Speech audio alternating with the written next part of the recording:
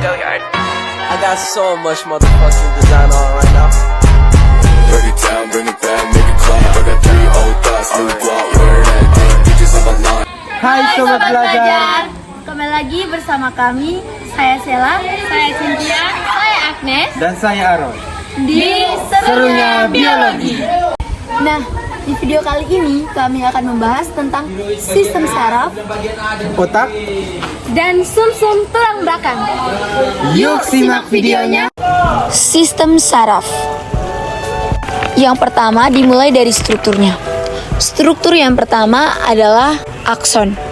Bagian ini bertanggung jawab dalam transmisi impuls listrik dari satu sel saraf ke sel saraf berikutnya dan menuju ke target akhir yaitu organ atau otot. Yang kedua adalah dendrit.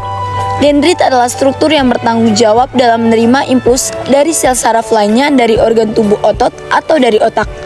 Impuls saraf ini akan bergerak dari dendrit menuju ke badan sel, yaitu struktur lain di sel saraf yang berisi nukleus, suatu organel yang berisi material genetik yang mengatur pertumbuhan dan perkembangan dari sel saraf. Yang ketiga adalah selubung mielin, yang membantu dalam kecepatan konduksi impuls listrik yang melewati sel saraf. Konduksi listrik di badan kita bisa mencapai 120 meter per detik loh. Nah, lalu bagaimana sih sistem saraf bekerja? Ketika jempol kita bergerak di awal melalui suatu mekanisme yang kompleks, otak kita membentuk suatu potensial bernama aksi dan meneruskannya sepanjang saraf dan bertanggung jawab menggerakkan jempol. Di dalam saraf ada beberapa kabel dan di dalam kabel-kabel ini terdapat sel saraf. Di antara satu sel saraf ke sel saraf lainnya ada celah yang bernama sinaps. Jadi, potensial aksi yang menepakkan sinyal listrik akan diterima dendrit oleh sel saraf pertama, diteruskan melalui tubuhnya dan mencapai akson. Di beberapa neuron atau sel saraf pertama, ada sesuatu yang bernama neuron transmitters, yaitu suatu zat kimia yang berperan dalam konduksi listrik dari satu sel saraf ke sel saraf berikutnya. Neuron transmitters akan dilepaskan ke sinaps dan akan menghasilkan potensial aksi di sel saraf kedua. Di sini, listrik tersebut akan diover ke sel saraf lainnya sampai akhirnya sel saraf terakhir menyampaikan listrik ke otot. Dari situ jempolmu bisa digerakkan. Yuk kita beralih ke saraf lainnya. Kita mulai dari saraf yang ada di jari. Semua saraf yang tidak termasuk dalam SSP disebut SST. Nah, sobat belajar, coba lambaikan tanganmu. Hal ini bisa terjadi karena otak secara sadar mengirimkan sejuta sinyal ke saraf tepi yang ada di bahu, lengan depan, pergelangan tangan, dan tangan. Semua aktivitas ini di bawah kendali sistem saraf sadar atau somatik. Yang berikut adalah otak. Otak sebagai bagian dari sistem saraf manusia atau sebagai pusat pengatur dan pengendali semua fungsi tubuh. Otak terdiri dari 4 bagian dengan fungsinya masing-masing. Yang pertama, otak besar atau cerebrum. Memiliki volume sebesar 3/4 volume otak. Bagian dari otak besar mengandung sel-sel saraf terselubung yang berperan menyampaikan informasi antara otak dan saraf tulang belakang. Yang kedua, otak kecil atau cerebellum. Di otak kecil terdapat saraf yang memberikan sinyal kepada bagian otak lainnya. Otak kecil bertanggung jawab dalam pengendali gerakan, menjaga keseimbangan, dan mengatur posisi tubuh. Yang ketiga, batang otak. Batang otak adalah bagian otak yang terletak di depan otak kecil dan menyambung ke susunan saraf tulang belakang. Batang otak dibagi menjadi yang pertama, spons yang merupakan bagian terbesar dari batang otak.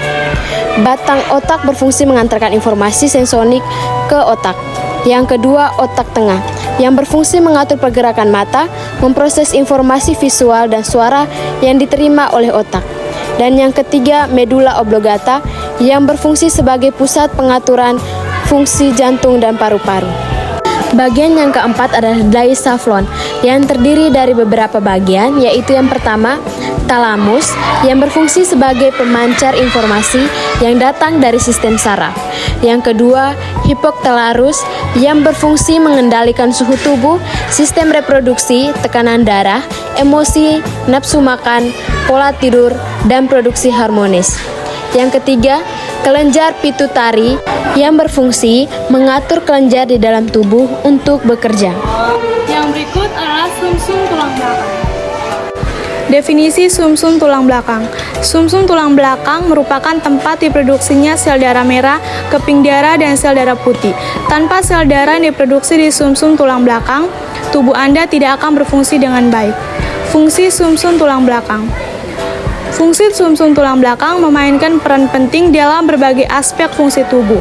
Contoh dari fungsi sumsum tulang belakang yang utama yakni: pertama, fungsi sumsum tulang belakang sebagai pembawa sinyal dari otak, lalu sumsum tulang belakang menerima sinyal dari otak yang mengontrol gerakan dan fungsi otonom. Yang kedua, fungsi sumsum tulang belakang sebagai pembawa informasi ke otak.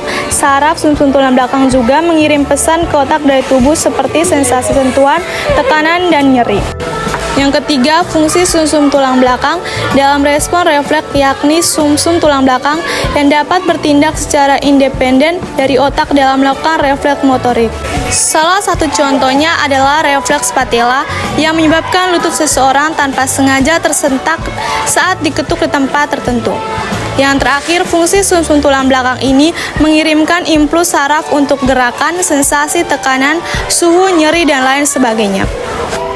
Nah teman-teman, sekian video penjelasan dari kami berempat tentang sistem saraf, otak, dan sumsum tulang belakang. Semoga teman-teman yang menonton video ini dapat mengerti dengan penjelasan yang sudah kami berikan. Sampai ketemu di video selanjutnya. Dadah!